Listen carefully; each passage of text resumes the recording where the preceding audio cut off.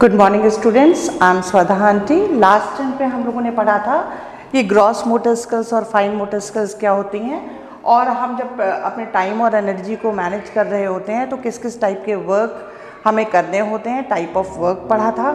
अब हम देखेंगे कि हमें वर्क के टाइप्स पता हैं, हमें पता है हमारा डेली शेड्यूल क्या है, लेकिन हम जो भी काम कर रहे हैं उनको हम दो तरीके से कर सकते हैं। या तो हम उन्हें अपने लिए ही बहुत हार्ड बना लें, या हम उनको कोई ऐसा तरीका ढूंढें जिससे हमारे सारे काम हमें करने के लिए बहुत आसान हो जाएं। तो हम वर्क सिंप्लीफिकेशन के मेथड्स पढ़ने जा रहे हैं आज पार्ट 3 में। तो कुछ चीज़ें हैं, बेसिक चीज़ें जो हमें याद रखनी पड़ेंगी। सबसे पहली बात तो ये कि हम जहाँ काम कर रहे हैं हम उस वर्क प्लेस को सुंदर और ऑर्गेनाइज बना के रखें। ऑर्गेनाइज करने का मतलब जो चीज़ जहाँ होनी चाहिए वो हमें वहीं मिल जाए। आप सोचिए, आप एक ऐसे किचन में जाते हैं जहाँ पे कोई भी चीज़ सही जगह पे नहीं रखी है। अब आप कभी नाइफ ढूंढ रहे हैं, कभी आप सिजर ढूंढ रहे हैं, कभी आप बर्तन पोंछने का कपड़ा ढूंढ रहे हैं, तो आपका जो काम है उसका सीक्वेंस गड़बड़ाएगा और आपको बार बार चीज़ें ढूंढनी पड़ेंगी, जिसके लिए आपको बेवजह ही परेशानी मोल लेनी पड़ेगी। तो अगर हम अपने वर्क प्लेस को ऑर्गेनाइज रखते हैं, या हम कहीं पढ़ रहे हैं, अब हमारे पास पढ़ने वाली टेबल के ऊपर पेन नहीं रखा है, रबर नहीं रखा है, कटर नहीं रखा है, तो हमें उन चीज़ों के लिए बार बार परेशान होना पड़ेगा।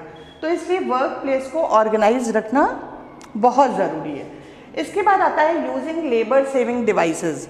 आप देखिए, पहले के ज़माने में तो नहीं होती थी, पहले के ज़माने में तो चटनी पीसनी होती थी तो सिलबट्टे का यूज़ होता था, मसाले कूटने होते थे तो ओखली का यूज़ होता था, कपड़े धोने होते थे तो हाथ और एक वो बैट जैसा आता था लकड़ी का, जिसको हम कपड़े धोने के लिए प्रयोग करते थे।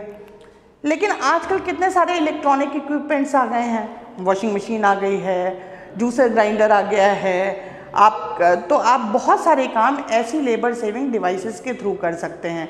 आप कपड़े धोने के लिए वॉशिंग मशीन का यूज़ कर सकते हैं, आप चटनी पीसने के लिए मिक्सर ग्राइंडर का यूज़ कर सकते हैं। तो ऐसी लेबर सेविंग डिवाइसेस को यूज़ करिए ताकि आपका समय और आपकी एनर्जी दोनों बच सकें। इसके बाद आता है use appropriate work movement. Work movement का मतलब स्टेप बाय स्टेप किसी काम को करना, एक स्टेप बना लेना। जैसे फॉर एग्जाम्पल आप किचन में जाते हैं, आपको सब्ज़ी बनानी है तो आप सब्ज़ी पहले धोते हैं, फिर उसको छीलते हैं, फिर उसको काटते हैं, काटने के बाद आप उसे अगर ज़रूरत पड़ती है तो दोबारा से धोते हैं, धोने के बाद तब आप उसको छौंकते हैं। लेकिन अगर आप ये वर्क मूवमेंट गड़बड़ कर दें किसी भी वजह से, तो आपका काम सफ़र करेगा, आपको उस काम में ज़्यादा समय लगेगा। इसके बाद चेंजिंग द वर्क सीक्वेंस। कई बार क्या होता है कि हम कामों को कर तो रहे होते हैं पर उनका सीक्वेंस ठीक नहीं होता है, तो हमें ये देख लेना चाहिए कि हम जो भी काम कर रहे हैं क्या कोई और ऐसा तरीका है जिससे हम उसका सीक्वेंस बदल के आगे पीछे कामों को करके उसको और आसानी से कर सकते हैं। तो हमें वर्क के सीक्वेंस को भी बदल के हम अपने वर्क को सिंप्लीफाई कर सकते हैं।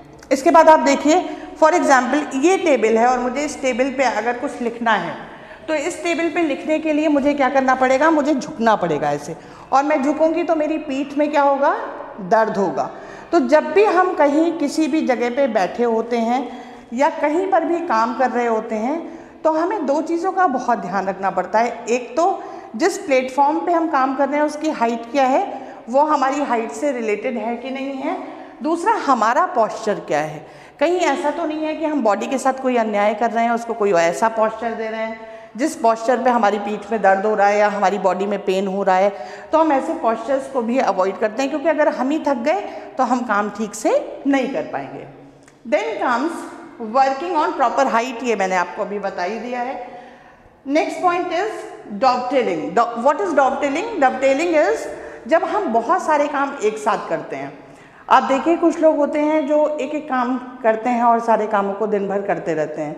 कुछ लोग होते हैं जो मैनेज करते हैं काम को। फॉर एग्जांपल, अगर हमें पता है कि हमारी वॉशिंग मशीन 40 मिनट्स के लिए चलेगी, तो हम सबसे पहले अगर कपड़े धोने के लिए लगा दें, तो जितनी देर वो मशीन चल के कपड़े धो करके निकालेगी उतनी देर में हम और क्या क्या काम कर सकते हैं, हम बहुत सारे काम कर सकते हैं। हम घर की गैस पे एक तरफ दाल चढ़ा सकते हैं, एक तरफ चावल चढ़ा सकते हैं। जितनी देर में वॉशिंग मशीन चलेगी, दाल चावल पकेगा, उतनी देर में हम सब्जी काट सकते हैं, आटा मार सकते हैं। अब हम सब्जी काटने और आटा मार करके हमने रख लिया है, उतनी देर में दाल चावल भी पक गया है, उतनी देर में आपका वॉशिंग मशीन में कपड़े भी धुल गए हैं। बस हम उठे और हमने कपड़े फैला दिए। तो तो डवटेलिंग का मतलब हुआ एक साथ बहुत सारे कामों को करना।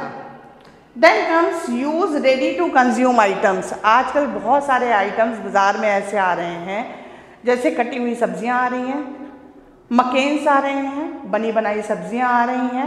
आप उन सबको भी यूज़ करके अपने लेबर को बचा सकते हैं और अपने वर्क को सिंप्लीफाई कर सकते हैं।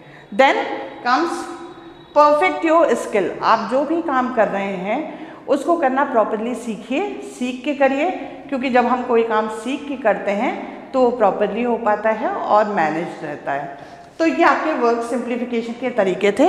इसके बाद हम आगे पढ़ेंगे कि फटीग क्या होती है, कितने तरीके की होती है और हमको वो कैसे इफ़ेक्ट करती है।